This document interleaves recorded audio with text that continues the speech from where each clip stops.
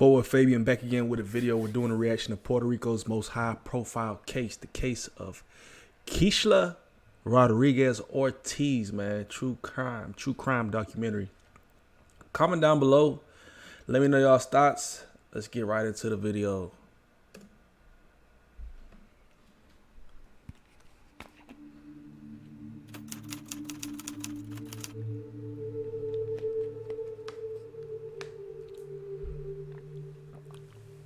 Hi guys, my name is Jack and today we're going to take a look at another horrible case with you. In 2012, at the Summer Olympics in London, the star of a young Puerto Rican boxer, Felix Verdejo Sanchez, shone brightly.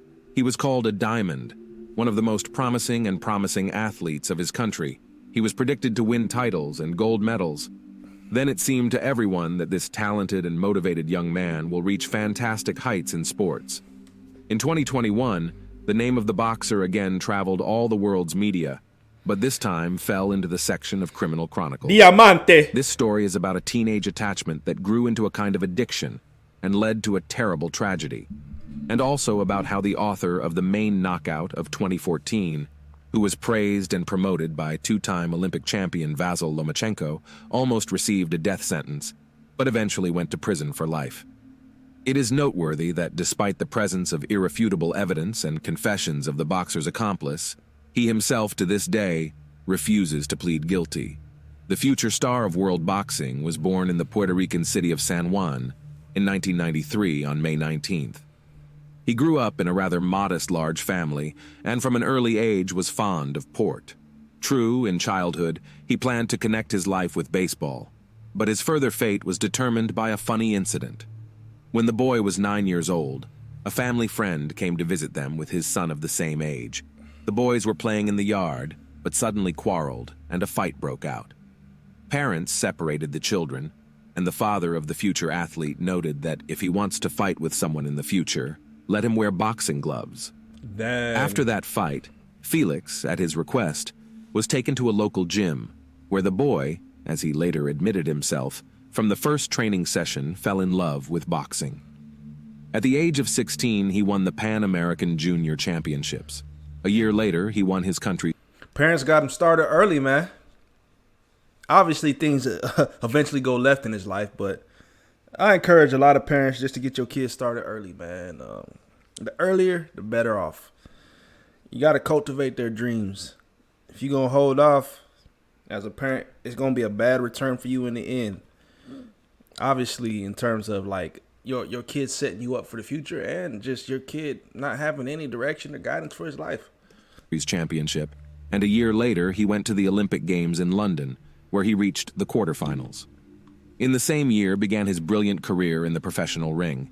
In total, Verdejo had 29 fights, gaining 27 confident victories, and in 2014 he was recognized as the author of the best knockout in the fight against Sergio Villanueva. A year later, Felix won his first championship belt with the WBO Latino title, which he subsequently defended 6 more times in 2 years. Everyone who saw him in the fight had no doubt. This young man will write his name in the history of world boxing. And now let's get to know Keishla Rodríguez. The girl was born in November 1993 in San Juan. The full name given to her at birth is Keishla Marlene Rodríguez Ortiz. Her parents, Jose and Kayla Rodríguez, had another common daughter, Bereliz Nicole, and also the couple raised Kayla's son, Jonathan, from a previous marriage of a woman. Keishla grew up an open and sociable girl. She did well in school and adored animals, dreaming of becoming a veterinarian in the future. Her best friend was her sister Bereliz, to whom she confided all her secrets and worries. Keishla studied in the same school with Felix Verdejo, who was her age. Young people were acquainted since childhood, and in adolescence between them began a romantic relationship. In 2011, Rodriguez's parents divorced and separated. Kayla moved to relatives in Florida, and her daughters, who were by then already adults, decided to stay in San Juan. Despite the fact that each of the sisters had long since lived their own lives, they continued to stay in close contact and told each other about everything that was happening to them. At the age of 18, a promising boxer, who has already managed to take part in the Olympic Games, had an affair with a young schoolgirl and aspiring model. Elisa Maria Santiago Sierra. At that time, the girl was only 14 years old, and she was still in school, but even then she made big plans for the future with a promising The and hell? world-famous athlete. In addition, Eliza's parents were not at all against this relationship. Attractive and talented Felix, who has always had a lot of fans, becoming a boxing star, literally bathed in the rays of fame and was surrounded by female attention. He did not miss the opportunity to spin a novel or a passing affair on the side, and also, despite the serious relationship with Eliza, continued to meet with his school friend Keishla. Comment down below if you know kind of the dating specifics in Puerto Rico. Like, here's, I think, 17, like, age of consent, right? 17, some states, I don't know what it is nowadays. I think at a point in time, like, obviously if you're 18, you're grown, but I think some states it's 17 or something like that. So, yeah, I wonder if there is an age of consent in Puerto Rico. Keishla's sister, Berelice, and her mother, Keishla Rodríguez, knew about the affair and did not approve of the relationship. In addition, the situation was very ambiguous. Hey, you! Stop what you're watching. Be sure to like the video, man. Comment down below. Let me know y'all's thoughts on this one. On the one hand, Eliza considered herself the only woman and great love of the athlete, was preparing for the wedding, and made far-reaching plans for their joint future. On the other hand, Keishla knew that the lover has a fiancé, but at the same time, Felix did not let her go. On top of that, he was her first great love, and deep down, the naive girl herself still hoped to be the one. In 2016, the boxer did marry the young Eliza, who at that time was barely 19 years old. Eliza by that time was already quite a famous model, had tens of thousands of followers in social networks, and also opened her own beauty studio for eyelash extensions. In August of the same year, just a few months after the wedding, the athlete got into a serious car accident when he was rushing on his motorcycle.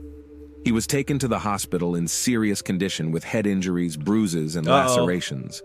His trainer, Ricky Marquez, seriously feared that his talented charge would go off the rails at the height of his career. But Felix, contrary to the disappointing prognosis, made a rapid recovery and soon returned to the ring. In September 2019, the boxer published in his profile in the social network a picture with Elise, who was in a large term of pregnancy. In the comment to the photo, he wrote, "Soon I will meet my daddy's princess."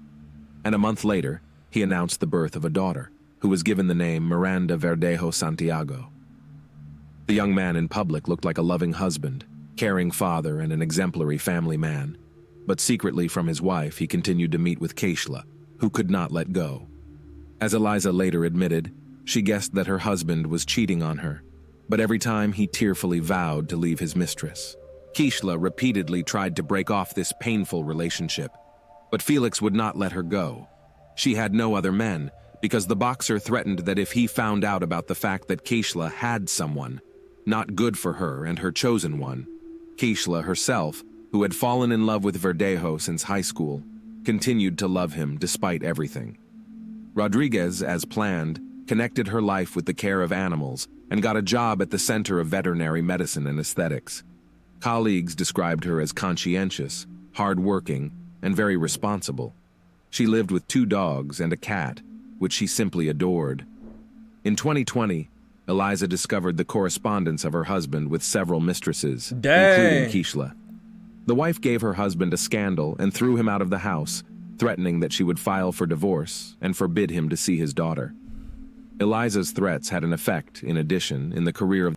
So my thing, when it comes to a lot of these high-powered men, so to speak, and I'm talking about men who are in positions that, one, they got reach, status, finances, popularity, clout, whatever you want to say, they gonna step out like 9 times out of 10, bro. So it just baffles me to this day still, to where, I'm not saying it's right, but to where certain women or people in general are so taken aback at the fact when certain men gain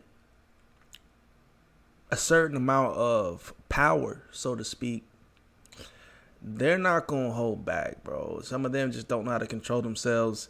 That's generally speaking, Because we've seen it throughout history, man. It's been repeated where people got cheated on, divorces happen, or what happened, he cheated. Like, it's always been something throughout history. Even kings had multiple wives, right? Or they had multiple women they dealt with outside of the queen. It's historical.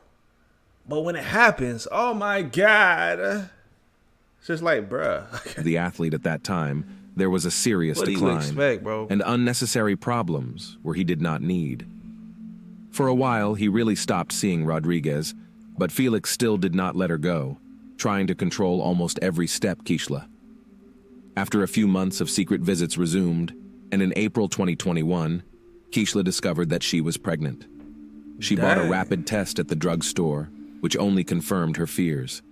She first called her sister, who was aware of her complicated relationship with the athlete, and told her everything.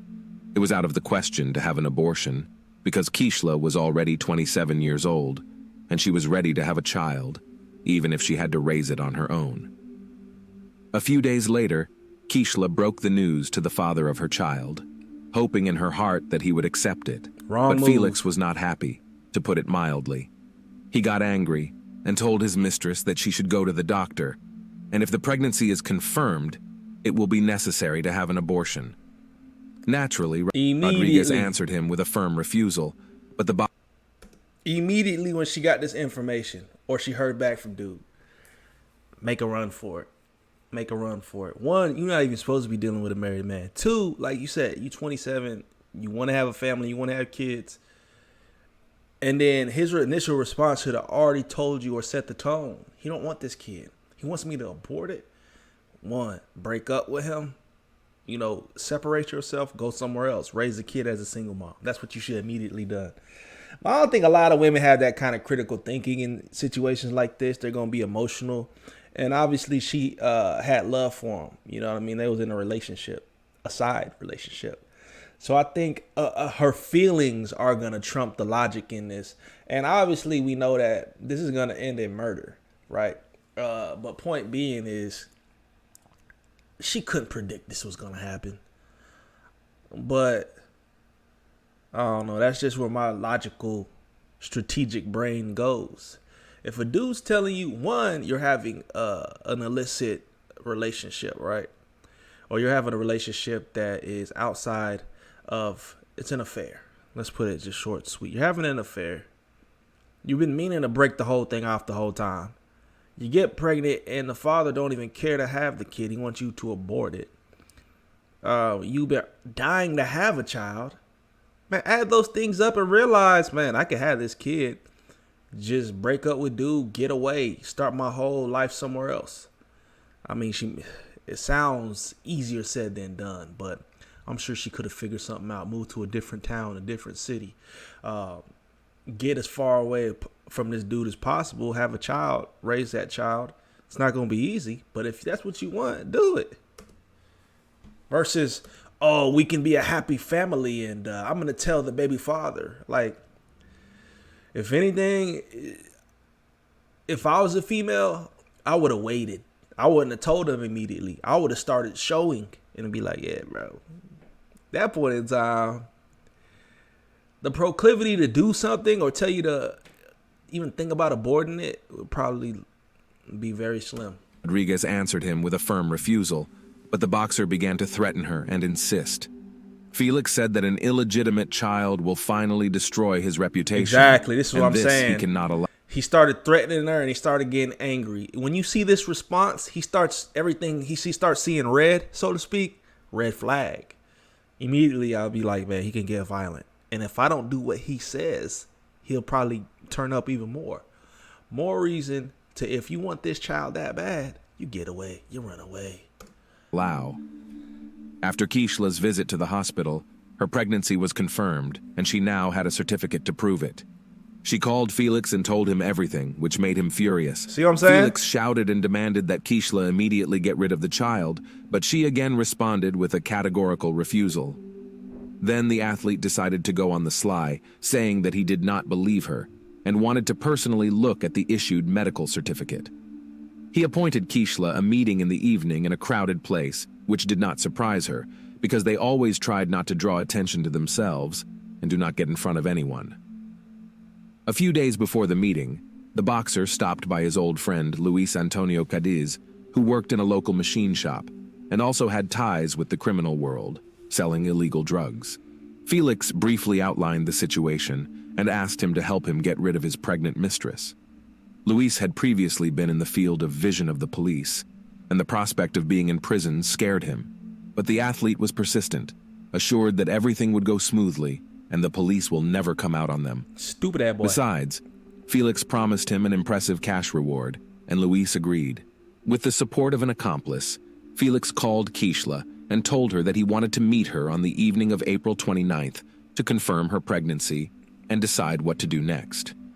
Immediately after talking to her lover, Keishla called her sister back and told her everything.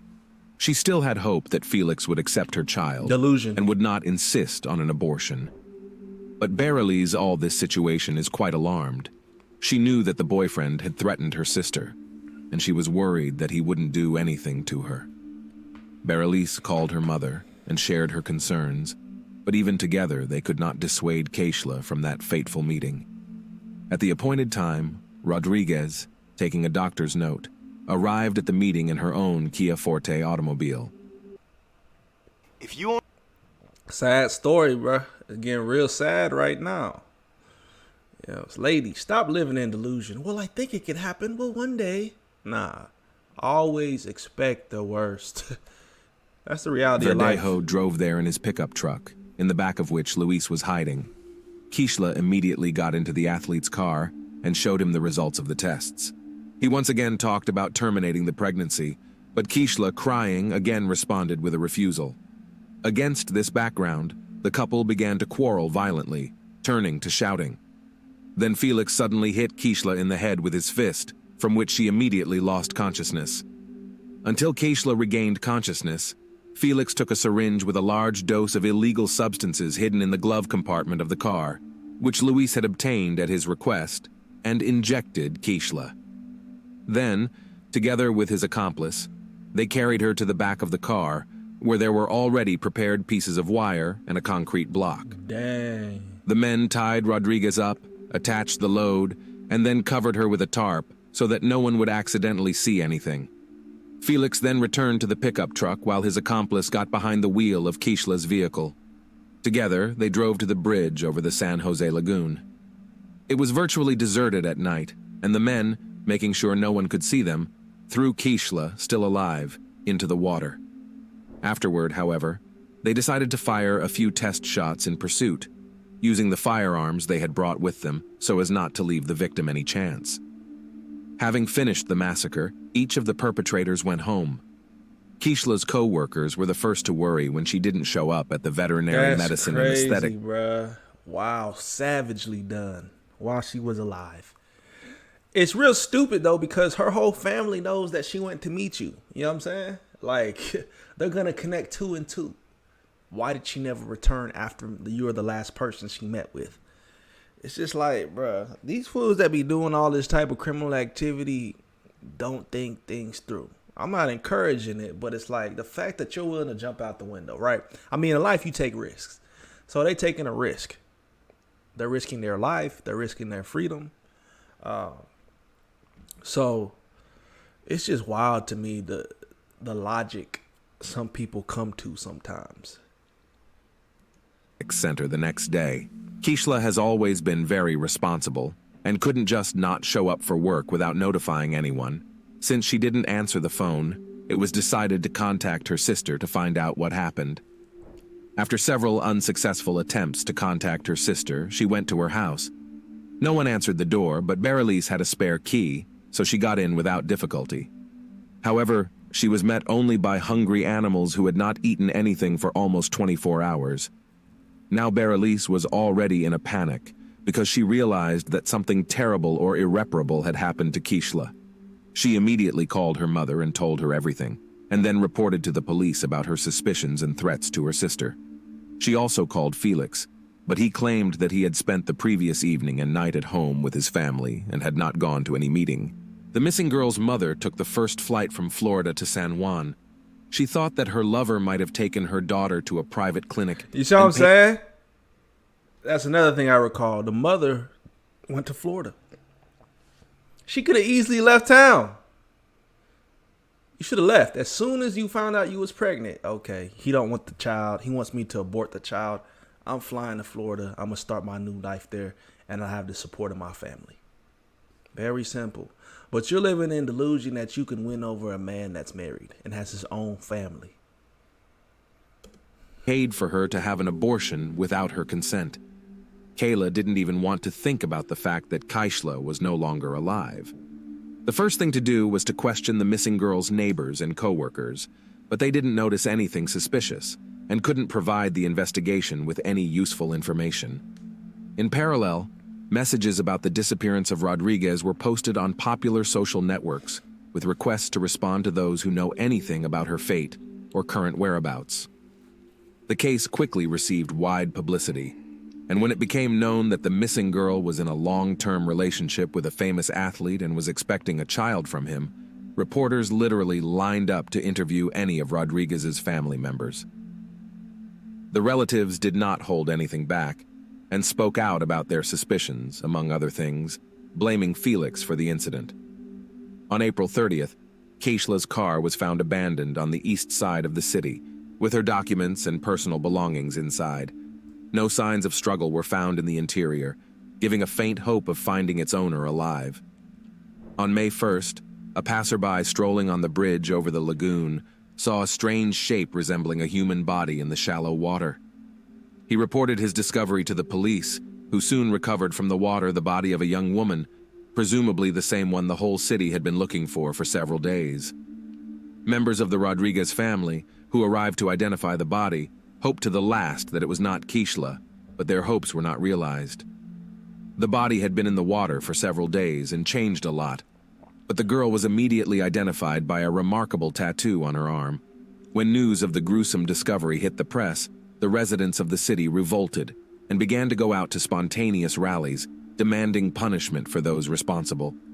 The same day, Verdejo was detained and taken to the police station for questioning, but the athlete categorically denied his involvement and claimed that on the night of Keishla's disappearance, he was at home with his family. As there was nothing to charge him, Felix was released on his own recognizance. One of the key witnesses was the athlete's legal wife, who at the first interrogation admitted that she was aware of his affair with Keishla, but that she had heard about her rival's pregnancy for the first time. On top of that, she did not confirm her husband's alibi, saying that he was not at home on the night of the murder. The first thing investigators did was check traffic surveillance footage on the way to the bridge from which Keishla was thrown. That's how they found Felix's pickup truck and the victim's car traveling behind each other. But the Kia Forte was clearly not driven by its owner. On the same day, the boxer's car was seized for examination, and in its body they found some hair of the deceased. Luis was the first to surrender to the police, promising to tell the whole truth in exchange for a reduced sentence. Dang. Felix was also taken into custody, but he refused to cooperate with the investigation, did not answer questions, and continued to deny his guilt, despite the presence of irrefutable evidence. Bro was ready to snitch. He ain't waste no time. And this the dude that told him, hey, bro, I'm not trying to have any more run-ins with the law. So if you want me to set your other baby moms up, honestly, he was hesitant at first. You know what I mean? And Felix kept pressing him. So it's not really that surprising. It's not really that surprising when the police came around and they questioned him. He just spilled the beans. In exchange for what? A reduced sentence. He was probably in his mind the whole time. He was probably just like, I told you so, bro. I told you he was going to get caught. You know what I mean? And continued to deny his guilt, despite the presence of irrefutable evidence. A firearm was seized from Felix, which he used to shoot the victim from the bridge, and for which he had an official permit. Also, a cell phone check confirmed the fact that Felix, Luis, and Keishla were in the same location on that fateful night. Keishla's final farewell was on... So you lied, bro. You lied to us all. You said you didn't go out that night. You said you stayed in with your family. Now, why would you lie to us, bro? All you had to do was keep it honest.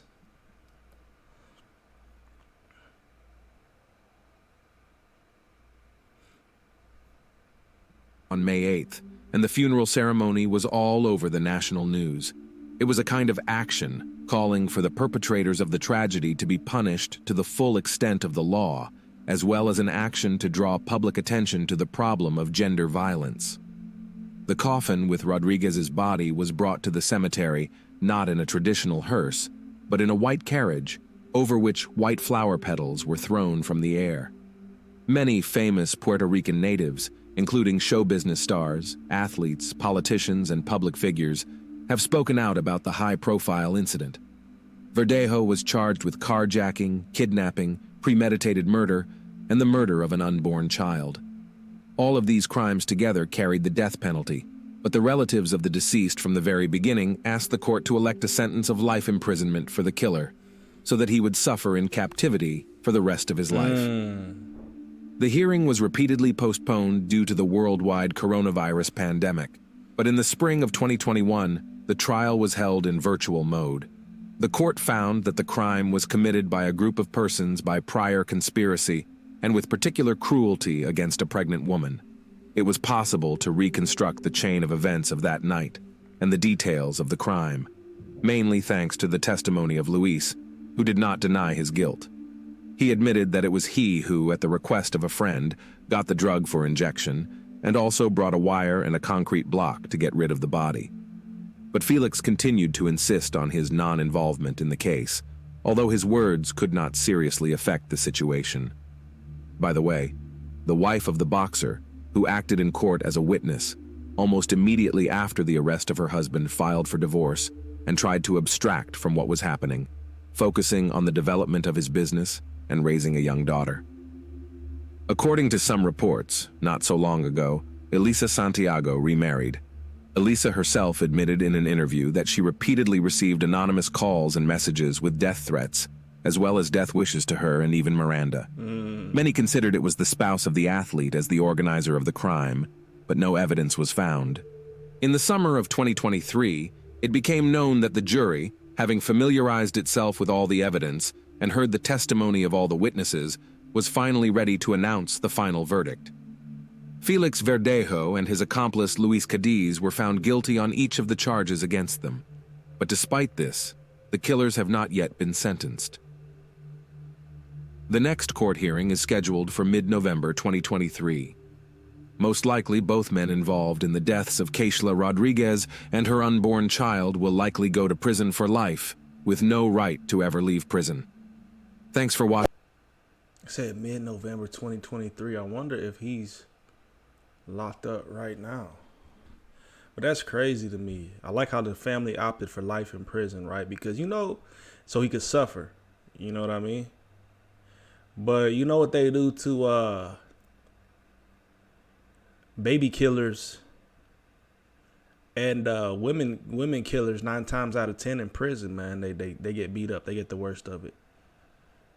Because, people just don't have respect for it. Even criminals in the prison system don't have respect for you killing. That's like the fine line. You killing an actual child. So people always ask what you in for, what you here for. So it's like for those specific reasons. You know what I mean? And I'm sure there's other reasons as well. But point being is once they find out you did some stuff like that, bro, your life in prison, it's over with. It's over with. So he got 2 life sentences.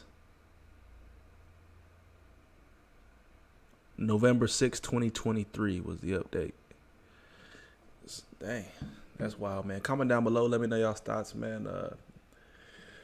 Puerto Rico's most high-profile case. Man, R.I.P. to Keishla and her baby, man. It's crazy. All right, we out.